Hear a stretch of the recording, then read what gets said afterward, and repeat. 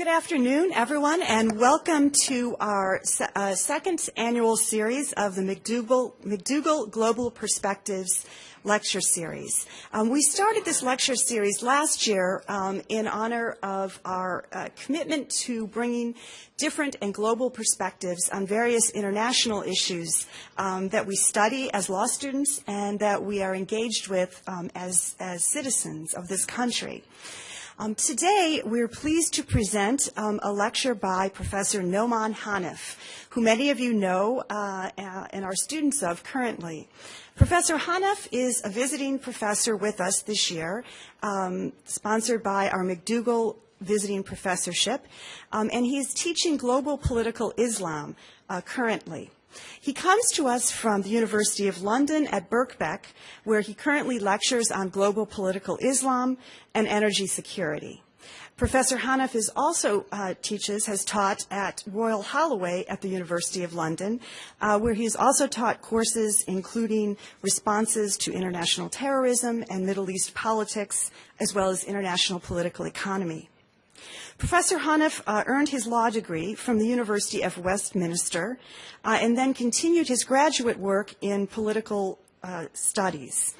He's earned his master's degree in international relations and European studies from the London Centre of International Relations, the University of Kent, and his PG diploma in international studies from there as well. He is co-founder of the Centre for Global Energy Security in London. His current research focuses on the politics of the Liberation Party. He's written extensively and presented also extensively on a variety of topics focusing on modern Islam, including the Liberation Party, works on the crisis of democracy and its alternatives in Islamic discourse, and work on the Caliphate, Islam's challenge to global order. Recently, he convened a two-day conference entitled The Question of Iraq, Regional Perspectives for the Center for Transnational and Global Politics at Royal Holloway at the University of London. And one of his more interesting pieces of work, I think, came as a result of his work as a consultant around issues of global energy and terrorism for 3 years, from 2005 to 2008. And I met, actually, Dr. Hanif while teaching in a program in Istanbul sponsored by the Open Society Institute. And he was teaching global energy policy there as well.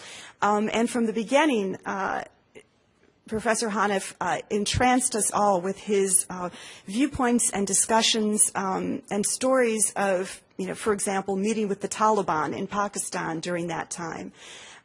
He has a wealth of information to share with us, and I think will raise interesting questions and perspectives on the role of Islam today and the battle for the Muslim mind, which is his topic today. Thank you very much.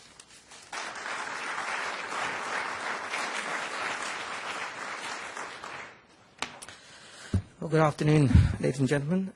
First, I'd like to thank the West Virginia Law Faculty for giving me this wonderful opportunity to not only teach a course on global political Islam, but also to deliver this very timely lecture on this, but very, very important and very critical subject. Why I chose the battle for the Muslim mind, I think, is because more out of frustration after having engaged with a host of policymakers, experts, opinion makers in the Western world and the Muslim world. And what I was virtually hearing was largely discourses which was premised around policy circles, policy ideas, ideologically driven interpretations of the Muslim mind, the Muslim area, the Muslim region.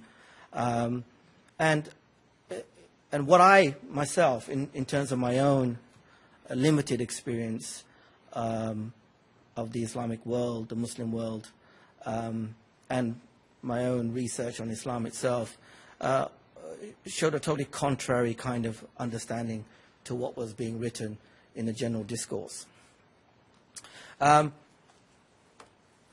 Myself, what I do bring to this particular lecture is a varied type of experience, not only being a Muslim myself, but having been born, educated and brought up in the Western Hemisphere, but also having lived in the Muslim world, both in terms of the Middle East as well as South Asia, and also worked out there, and also engaged on the ground with not only the general Muslim population, but also the specific Islamic movements, which some of them are the target of Western discourse. So in light of that, I'm going to present my particular talk, which my aim is to effectively to provoke thought, Some of it may be uncomfortable hearing, but I feel that I do not want to engage in a particular viewpoint, ideological viewpoint here, or engage in any other discourse which would, in my opinion, affect the intellectual and academic credibility of this subject. I think the subject has to be tackled on the merits, on the reality of what it actually is that it is probably the most critical discourse at the moment in relation to world affairs, and it will define effectively the future course not only of the Western world, well, not only of the Islamic world, but maybe even the Western world as well. So start with the actual where the discourse usually starts, and I think that's a very interesting point. That the discourse usually starts with the collapse of communism. 1989, suddenly you get this Iron Curtain, which suddenly was drawn to reveal a world which had been covered for nearly a century beneath the obsession of the Cold War. Islam suddenly exploded onto the international radar in places such as Central Asia and the Caucasus, and with the collapse of Yugoslavia, both non-Muslim and Muslim populations in Europe and outside were amazed to find a community of blue-eyed and blonde Muslims stretching from the Balkans to Romania to Bulgaria. How did these Muslims end up in the heart of Europe? Why was Europe dragging its heels to intervene in a situation where Muslims in the Balkans were effectively the recipients of genocide by the Serbs? Suddenly the global focus descended on the Islamic world to reveal a continuing conflict which started with European colonization and dismemberment of the Ottoman Islamic Caliphate in the Middle East, a symbol of Islamic power throughout the Muslim world, and joined by South Asia after receiving a boost by the events of the Iranian Revolution in 1979 and the Soviet occupation of Afghanistan. By the time the Soviet Union had collapsed, the crescent of the Islamic resurgence was in full swing. The central question was, of course, the reason as to why this was happening. While Central and Eastern Europe rushed to embrace liberal capitalism in the West, the populations of the East are turning away from it and towards a religious dogma. What possible appeal could such dogma hold in the modern world, which has come to leaps and strides in scientific innovation and material advancement after a revolt against religion? Many theories are put forward in order to understand this paradox and chart a future course of history in the post-communist era. One of the most well-known was Francis Fukuyama's End of History thesis, wherein he dismissed the Islamic resurgence as a reaction to the globalization of the liberal idea, which had evolved to perfection at the point of the French Revolution. The material world would initially react, but finally submit to its perfection. Islam in this regard was simply a response to the liberal capitalist freight train, demolishing religious and cultural dogmas in its path. What is interesting here is that liberalism itself was now a dogma, and flushed away were the core dictums of the Enlightenment, that all thoughts were relative and nothing was absolute. A theme I will return to later.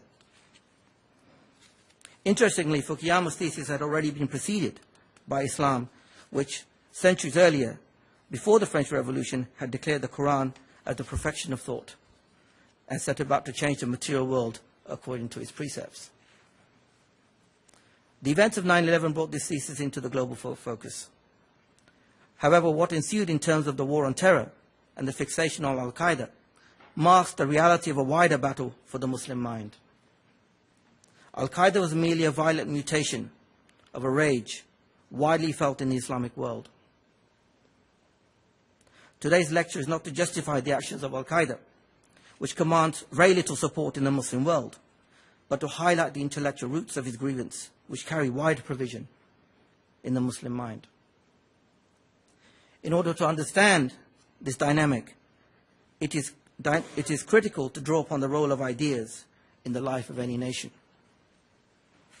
For thoughts in any nation are the greatest wealth she gains in her life, especially if she is newly born. And they are the greatest gift that any generation can receive from the preceding one. Provided the nation is deep-rooted in enlightened thinking. With regard to the material wealth, scientific discoveries, industrial inventions, and the like, all of these are of much lower importance than thoughts, because their possession depends fundamentally on the thoughts themselves, as does their preservation. If the material wealth of a nation is destroyed, it is possible for it to be restored quickly, as long as the nation preserves its intellectual wealth. However, if the intellectual wealth collapses and the nation retains only its materialistic wealth, this wealth will soon shrink and the nation will quickly spiral into poverty and weakness. This is also the case concerning the loss of scientific achievements, which can be regained provided the nation does not lose its way of thinking. Once the nation loses its productive way of thinking, by which I mean not only the existence of the thoughts in a nation, but the use of it in everyday life, it would soon regress and lose its discoveries and inventions. Therefore, it is critical to take care of these thoughts. First, because it is on the basis of these thoughts and the productive way of thinking that material wealth is gained and the achievement of scientific discoveries, industrial inventions, and the like are sought. One only needs to look at the history of nations to appreciate this fundamental reality.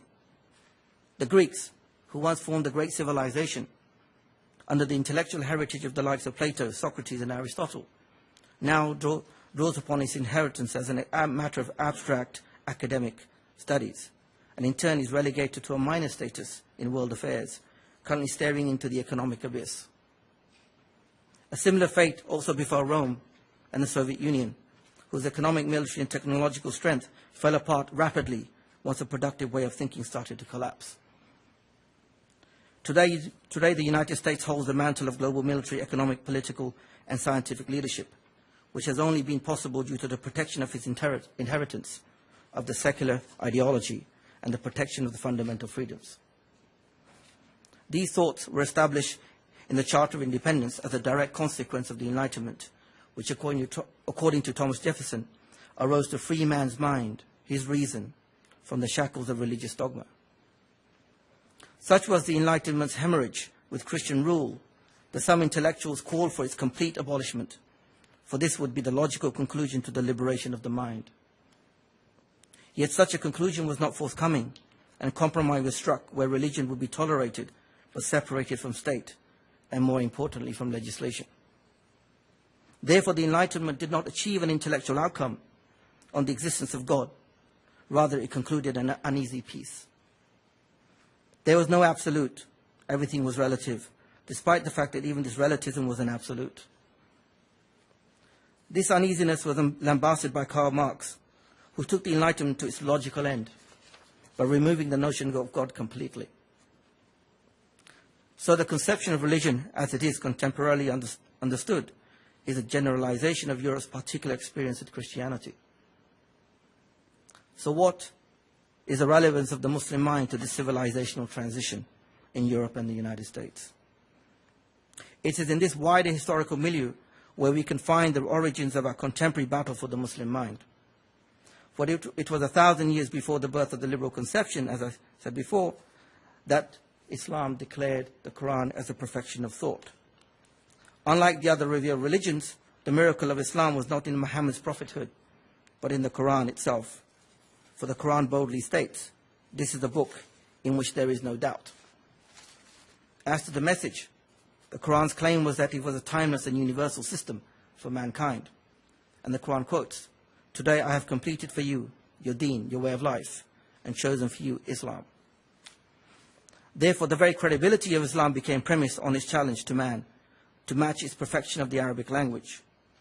The intellectual conclusion of Islam was categorical in that God was a link in this life between what preceded existence and what was to come after. In this context, Islam was not a religion in the Western sense, but a way of life, a deen in Arabic. Muhammad, who represented a primary legal source in addition to the Quran, was not only a spiritual guide, but a statesman, judge, husband, and military commander. Consequently, within 30 years, Islam had transformed nomadic tribes in Arabia, armed with the same tools of production, to leaders of a high culture and civilization. The expansion of Islam was unique in the sense that it was not imperial or based on an ethnic superiority or race, and it was not colonial in the sense that denigrated intellectually local populations and transferred local resources to the center. Rather, it spread high culture and civilization to every part of its conquered hemisphere. In this way, Islam not only became a Middle Eastern descent, but a European cultural power. However, it is a history clouded in amnesia. Despite over 1,000 years of existence as a global power, stretching at one time to Indonesia and Spain, and despite its enormous contribution to the natural sciences, medicine, astronomy, and philosophy, its existence has been virtually extinguished from the history of Europe. The history of Western thought starts from Greece, then Rome, and then suddenly skips to European colonialism and then to the Cold War. Where has 500 years of Islamic existence in Europe gone? Where are Averroes and Avicenna or Ibn Khaldun, considered by even Western observers to have been responsible for sparking the Reformation in Europe because of their preservation and transfer of Greek philosophical and political works of Aristotle? This amnesia is somewhat understandable when one considers the Western experience with Christianity. The Reformation was, after all, a revolt to unchain the free-thinking scientific mind from a regressive religious dogma. The separation of church from state was a compromised outcome. Thinkers in the Western tradition then swarmed to generalize that all religious dogma was irrational and stifled scientific enterprise. However, if the thinkers had taken the trouble to reflect on the world of Islam, there appeared certain contradictions in their generalization. Whilst European Christendom existed in the age of darkness, Islam was leading the world in scientific innovation, literature, philosophy, and political thought. What is recognized as the golden period of Islam occurred, incidentally, under the framework of religious governance. Moreover, there existed no contradiction between Islam and politics, because, as I said before, Muhammad himself had been a statesman, a politician, military leader, and judge. The principle upon which the first Islamic state was established in the Arabian Peninsula was a model which was largely adhered to under the successive Islamic caliphates from the Gulf to Damascus to Baghdad to Istanbul. It is inconceivable that in the West, and especially in Europe, governments and experts proclaim not to understand the Muslim mind. For European Christendom studied and engaged it through 2 centuries of crusades.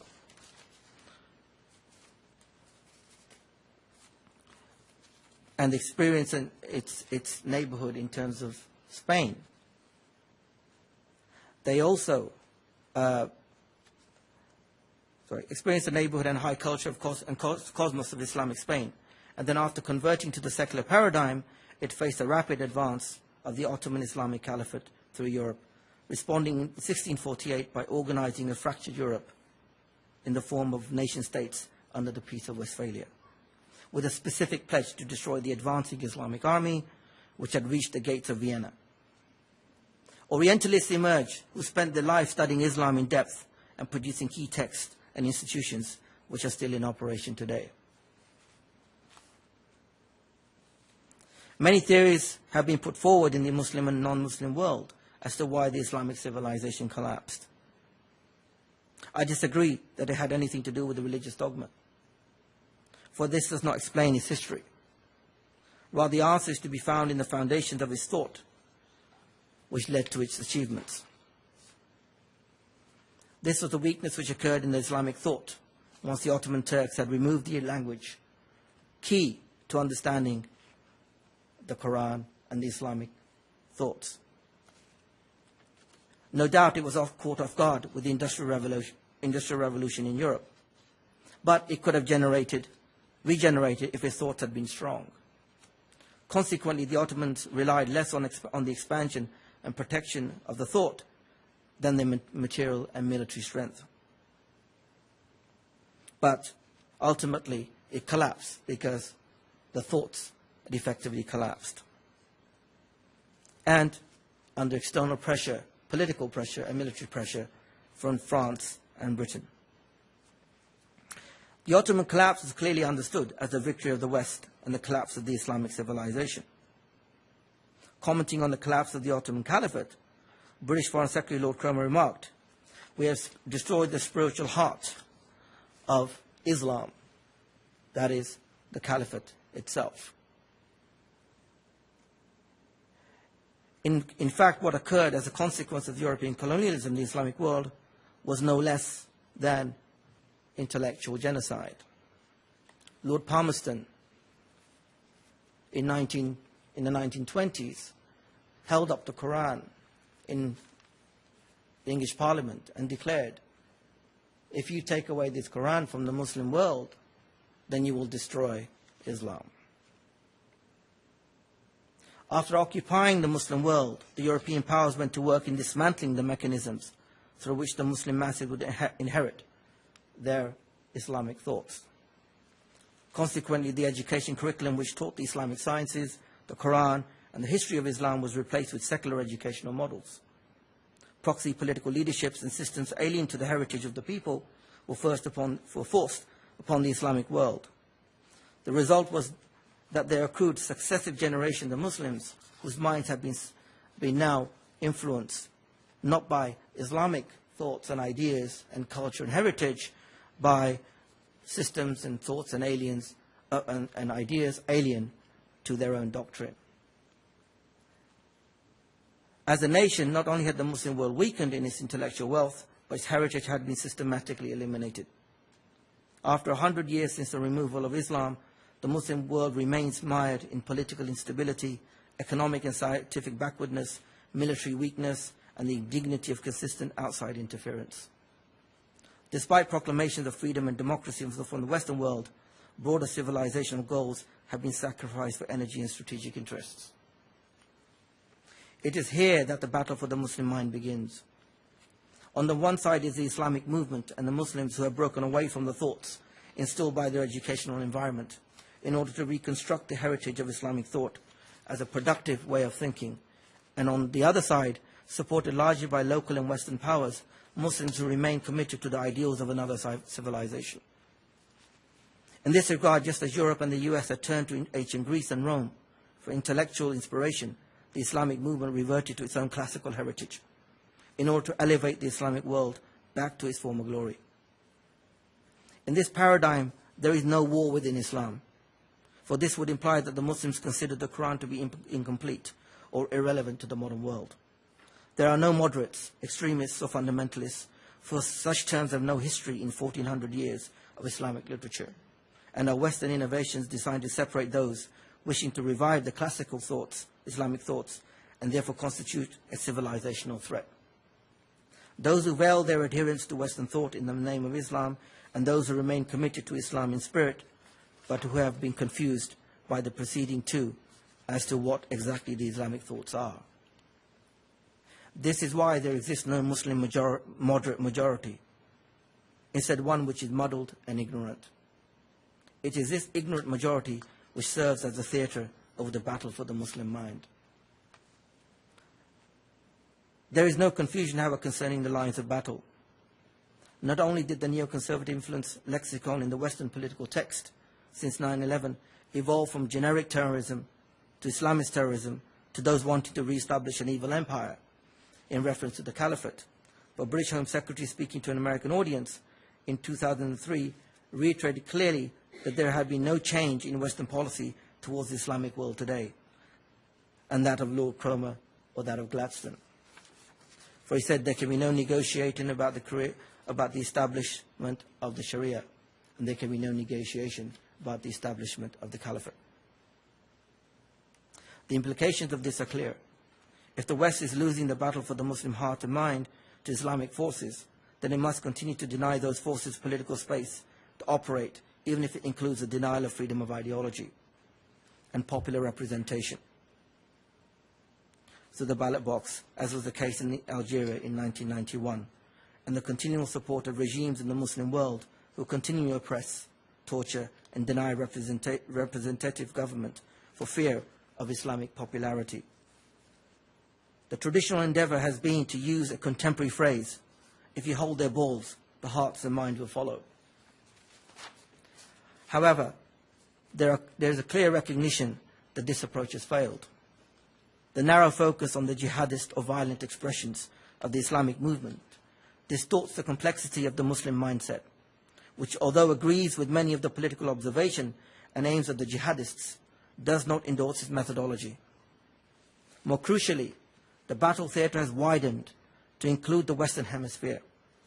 Open societies in the West are struggling to respond to a dramatic rise in Muslim migration, which threatens the societal balance, especially in Europe, as well as Western-born and educated class of Muslims who begins to test the very notion of freedom of ideology and finds an absolutism where everything is questionable except secularism itself, and where a secular dictatorship legislates against a symbolic threat of religious clothing and architectural design. Here the Muslim mind now situates between a paradoxical conflict in Europe and the US, which exposes the uneasy nature of the secular compromise. The rapid decline of Christianity in Europe has been followed by an aggressive atheism led by scientists such as Stephen Hawking, who just recently stated that science had rendered God obsolete and therefore religion had to be completely removed from existence. The response came from the Pope on his visit to the United Kingdom recently, where he warned Christians against the threat to Christianity from an aggressive atheism. Prior to this, the Pope had also responded to Islam's advance in Europe and to its replacement of Catholicism as the second largest religion by calling on Catholics to mobilize and become more religious. In the US, the Muslim mind sits between an opposite conflict, between a rising and politicized thrust of Christianity against a defensive atheism. It lies between a spiritual vacuum in Europe and a Christian revival in the US. That is an inconclusive compromise which secularism rides against the intellectual conclusive appeal of Islam to the Muslim mind. It is this inherent weakness in the secular doctrine which has produced no real solution on how to respond to Islam's ideas on politics, economics, and society in order to fashion it in the image of Western secularism, such that it conforms to the notion of religion as understood with West's experience of Christianity. Therefore, the model of response has been to draw up lessons of the Cold War and how communist idea was subverted through the denial of political space to communist movements and thinkers. And instead, networks of Western-minded socialists mobilized and provided platforms to initiate an intellectual war on communism. This is now the default approach followed by Western governments following the influential recommendations by the RAND Corporation entitled Building Moderate Networks. According to the RAND Corporation, the struggle underway throughout much of the Muslim world is essentially a war of ideas. Its outcome will determine the future direction of the Muslim world. It profoundly affects the security of the West. Moderates, however, do not have the resources to create these networks themselves. They may require an external catalyst. With considerable experience dating back to the US efforts during the Cold War to foster networks of people committed to free and democratic ideas, the United States has a critical role to play in leveling the playing field for moderates. This interventionist position, however, overlooks the fact that Islam is not communism, and its history has no correlation with the communist experience. People in the former Soviet territories do not want to revert back to communism. But in the Islamic world, this is different. Also, such interventionism can only operate by supporting the current dictatorships in the Muslim world and removing the freedom for Islamic voices in the West. Essentially, it is the same cocktail of interventionism and denial of political determination which has produced the roots of rage in the Muslim mindset.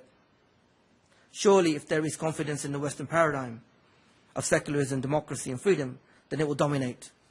But such projects and their endorsement by governments reflects an intellectual defeat. In this respect, the battle for the Muslim mind endorses the contention of the political scientist Samuel Huntington in his infamous work, The Clash of Civilizations, where he quotes, "The West did not universalize as a consequence of the superiority of its ideas, but rather the superiority of its organized force. Western intellectuals seem to forget, the Muslim world doesn't."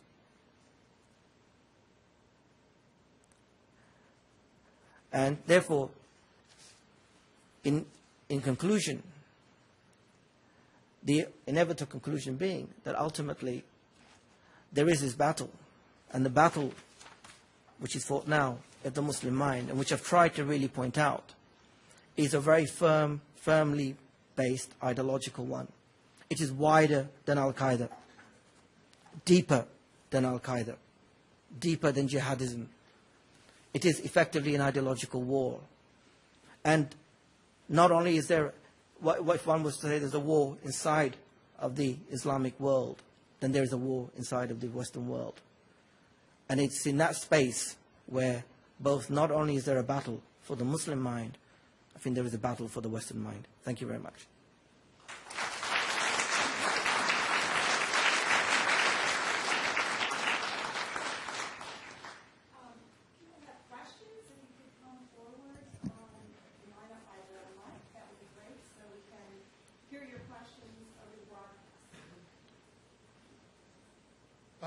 Thanks for your talk.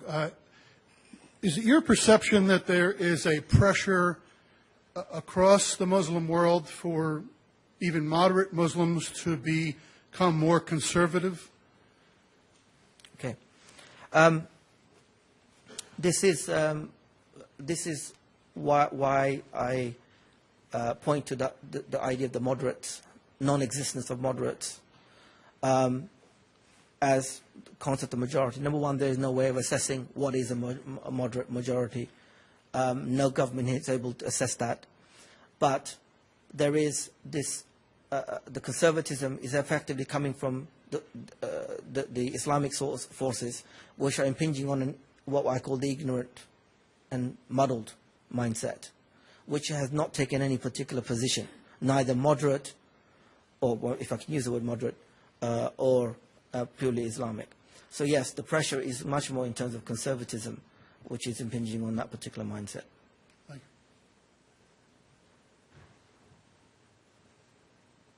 Thank you very much for your perspectives. I think it's vital that we hear these kind of a more sober perspective on what's going on with some of the rhetoric that we hear in our media in particular. But my question concerns actually something you did not mention, and I think it serves as a really important point of misunderstanding and conflict between this Western discourse and the Muslim mind, and that is the role of women and feminism.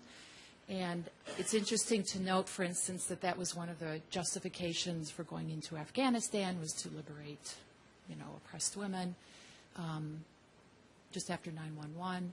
And it's also more recently, in terms of the conflict going on in Europe around women and the burqa and the hijab, where it's one of the justifications, for example, the legislation in France is to, again, liberate women from these oppressive practices. So could you comment on the role of women? And I realize it's a broad topic, but kind of how it fits within some of your narrative. Sure. I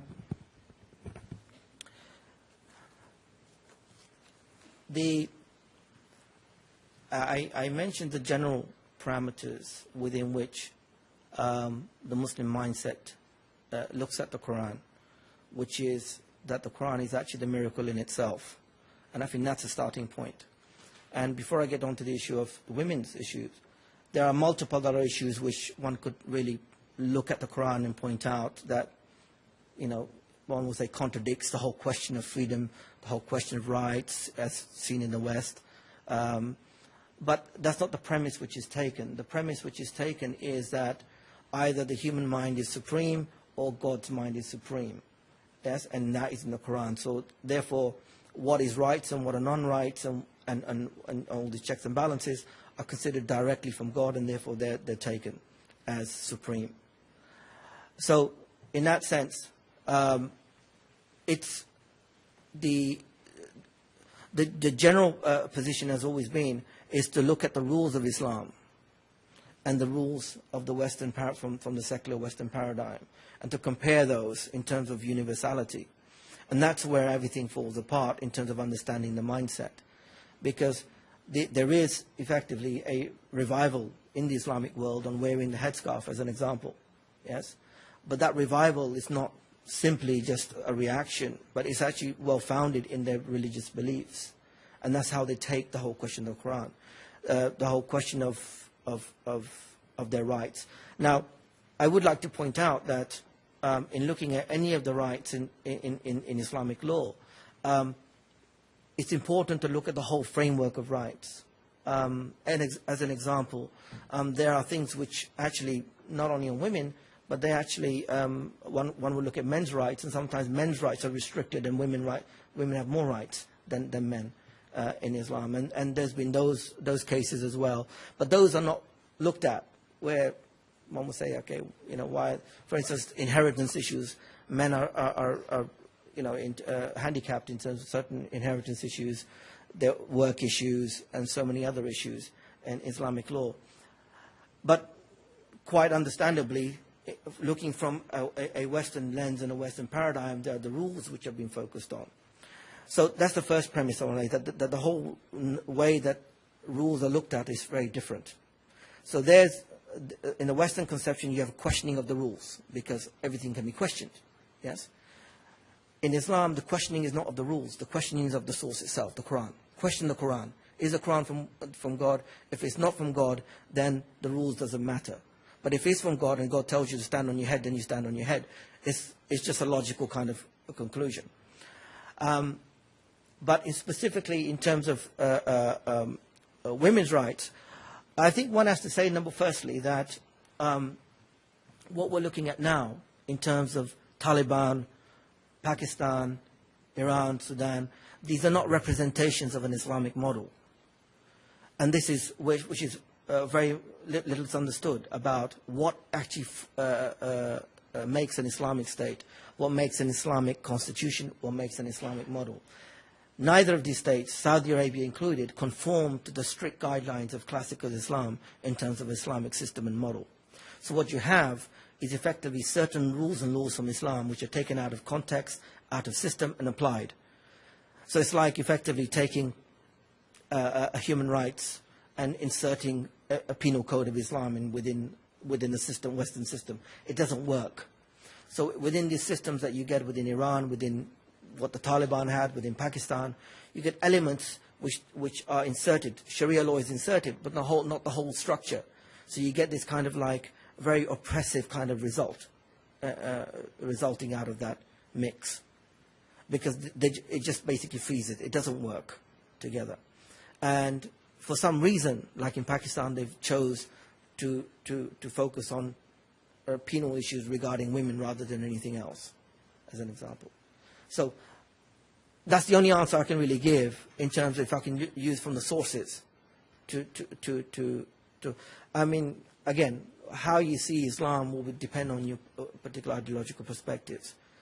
Women who want to adhere to it see it in a different perspective, Muslim women, than maybe women who are outside that fold.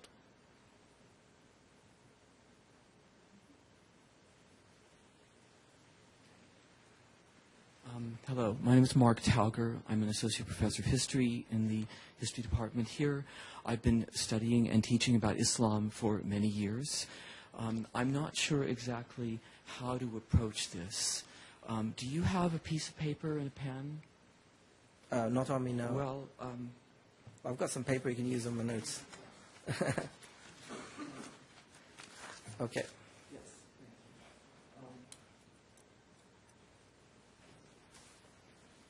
I feel that the depiction that you have given is somewhat misleading and inaccurate, right? And I came here with the title of the talk being about the Muslim mind, and I was hoping to hear something about current movements and trends, the divisions. I mean, we know that there is definitely a rather bloody conflict between the Shiites and the Sunnis that keeps flaring up every few days, weeks, for years since the United States got rid of Saddam Hussein, and then these forces came out. I was hoping to hear, and then, of course, there is a very distinct difference between Islam in Southeast Asia and Islam in the Arab states, right? And so I was hoping to hear something about that. And the most important was a point made in Salman Rushdie's essay Notes on the Plague Years, which is about his experience when he was kicked out and the fatwa was issued against him. And the point that he made was that people who were like him, who had a secularist and modern viewpoint, were essentially like Soviet dissidents.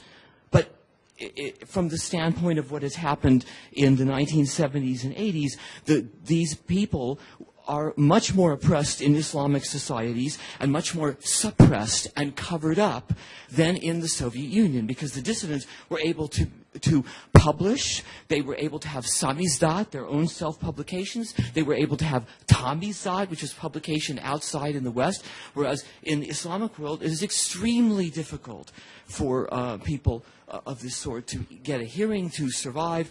But we know they exist. There is a video in our library about Iran, which follows a young woman who is dressed in normal clothing, but puts on the shroud and the tent and the chador and all of that, takes a car to go to a party, and then she takes it off at the party and she can be normal. And in that movie, there are people in that room at her party who are blanked out because they don't want to be detected by the Iranian government.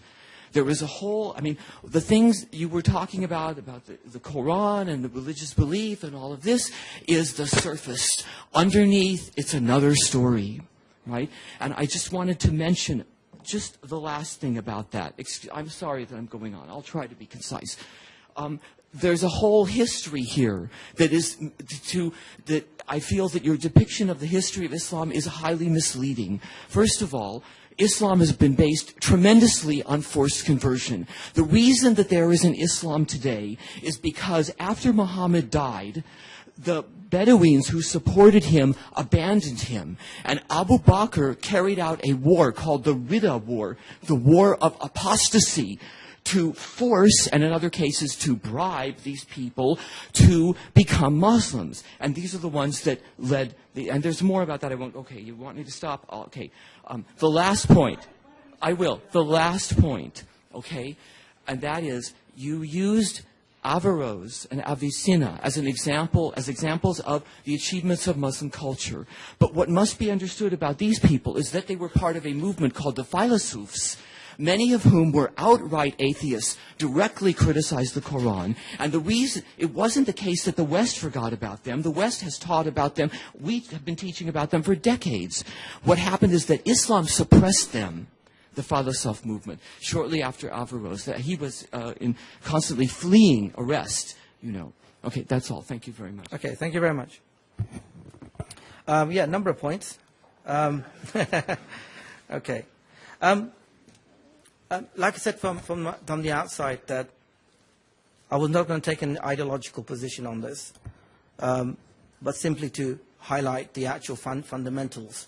And all of these fundamental issues which I've tried to point out is in my own experience of in the Islamic world and the Muslim world and engaging with Muslims and Islamic movements. But these experiences that you're talking about here, about Salman Rushdie and all these other issues, this is, again, it's an ideological position which you're measuring. Yes, there is a law on apostasy in Islam. I didn't deny that. I'm not saying there isn't. There is. There is also penal codes in Islam. Those exist. I'm not here to give a justification of Islamic law here. My position is different. My position is that the deficit in the Muslim world is not seen in terms of Western democracy, and that's the reality. The deficit they see is within Islam in their societies, and their adherence to Islam is on the basis of the Quran. So yes, you're right. I mean, in terms of Abu Bakr's Harb al-Ridda on apostasy was correct, because they felt as that they didn't feel that they denied the law of taxation, which was and there were multiple other examples. My issue about Avicenna and Averroes, you're right. I mean, they were, but they weren't persecuted because they denied the Quran. No, they were persecuted because they used Greek logic, what they had been studying logic into to what they call Mu'tazila thinking, which turned around. But my point wasn't about them. My point was that they lived within a system which had philosophers and scientists who, from astronomy to whatever it is, make great strides despite the conception of religious dogma which was there. That was the point I was trying to make. Those are undeniable in terms of achievements and the reality of scientific discourse and philosophical discourse. As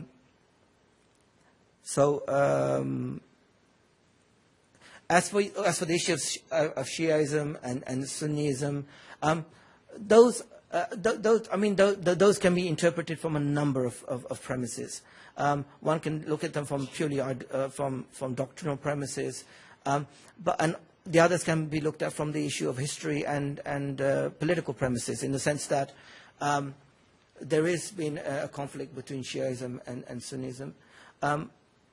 But even if you interact amongst the Shia world, there is still the same type of feeling and mindset that there has to be, if I can use a general phrase which I've come across in most Muslim world, the indignity, the humiliation, the need for unification amongst the Islamic world. These are expressions that they look back to history for that. And even the Shiites will look back at the glorious period of Islam, and look at that period and say, yes, that is something that we don't have now, as an example. So there is this tendency to look back in the history. But the battle is not that. What you've just highlighted here is the actual battle. It's the actual battle to say, well, they're looking back in history and looking at their current situation, the political, economic, intellectual situation, which is very dire in the Islamic world. And they're looking, and the West is they're looking at the Western world and they're saying, well, okay, it hasn't brought us anything. It hasn't brought us any particular power or regeneration or anything like this. But it's brought us misery upon misery upon misery.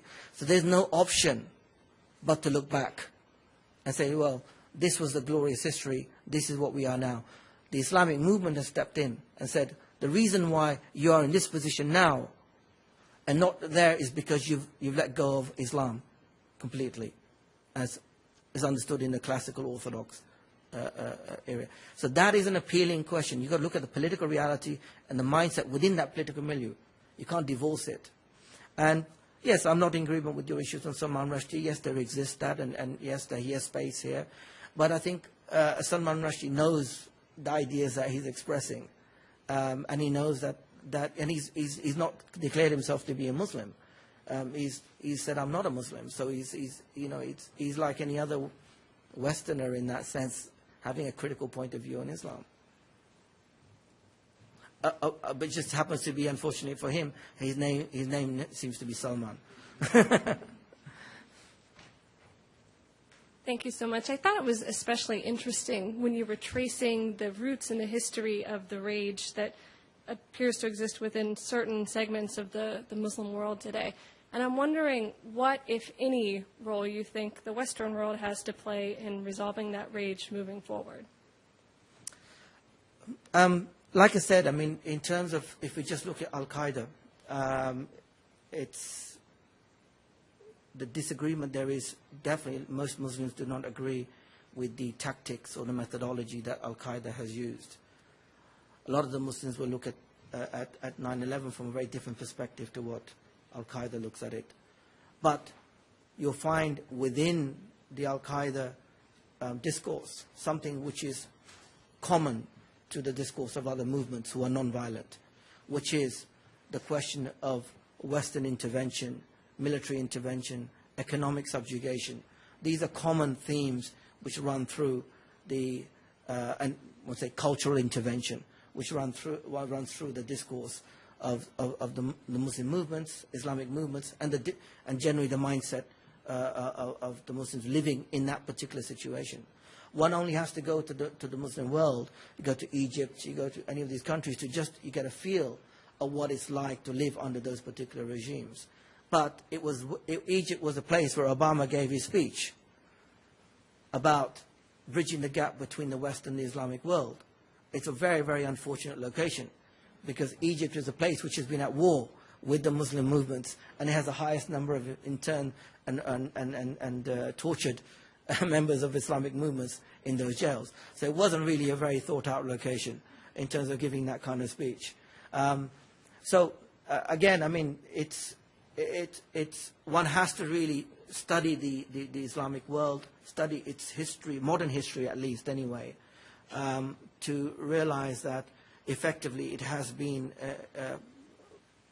firstly colonialism, then the Cold War, and then in the post-Soviet period, a whole concept of invasions, interventions, which has just completely brought rage within the world. And this is where effectively the ground support is for the Islamic movements. They've spread very quickly within that particular mindset and environment. So what can the West do? Well, I think this is the most difficult question. The West has two options. Either it can actually really withdraw militarily as some of the states want them. They can withdraw, which is unlikely. As long as there's lots of oil in Saudi Arabia and Central Asia, I don't think that's going to really be anything anytime soon. And the other thing is, will it stop supporting oppressive dictatorial governments in the Middle East and elsewhere in the Islamic world? Those two things, if they change, there may be a reconstruction of relations. But as long as those two things are there, I can't see any real change occur. You can't have a thrust of expecting the people to grasp the ideas of nations who are supporting their oppressors. It just doesn't function. Yes, I don't think it's ever functioned in history, and it will never function in the future.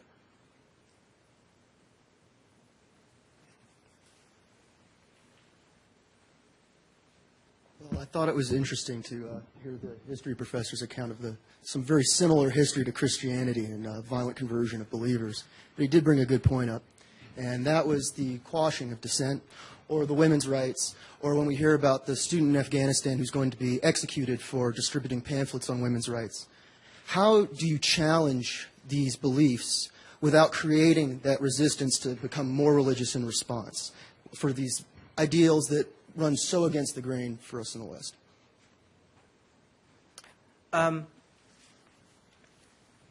In short, you can't, because again, this points to the whole question of political correctness.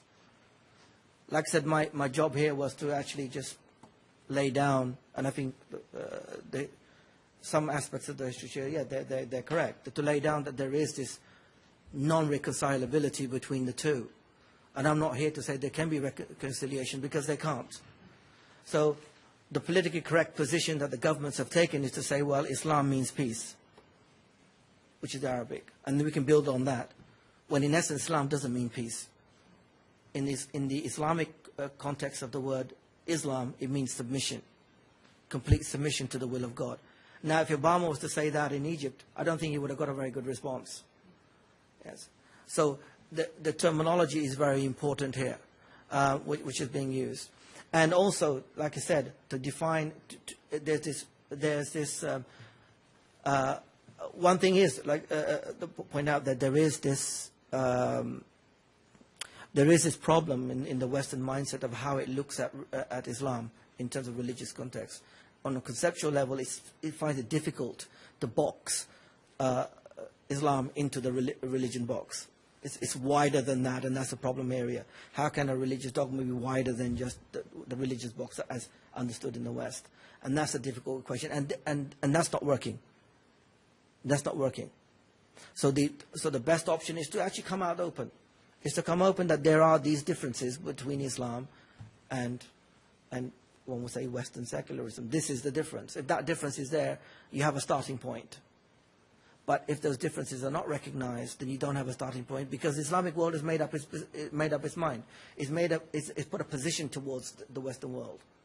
But the Western world is still trying to define carefully its position towards the Islamic world. And that's why you get this, there's no connection being made.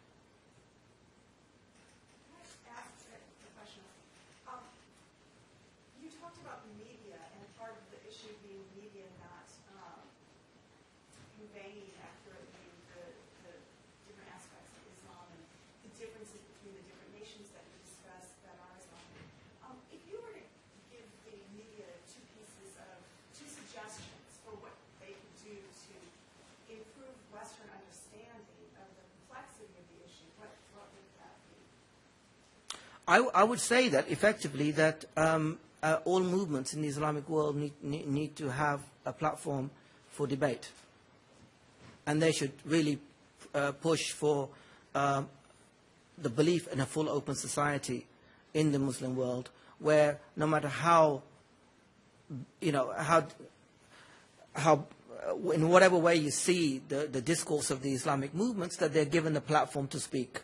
And they're openly debated and openly challenged in that way. And that is the only way to move forward, by actually endorsing government policies and structures which actually say that there should be complete banning of movements, there should be complete, this kind of stuff. And all it does is hide these things underground. So the one overarching suggestion is that there should be openness and open debate. Those voices should be heard and challenged. Otherwise, where is the Muslim mindset gonna? It feels that the Islamic movements are that like them. It feels in the Islamic world that they are oppressed like they are. So they turn to the Islamic movements in time.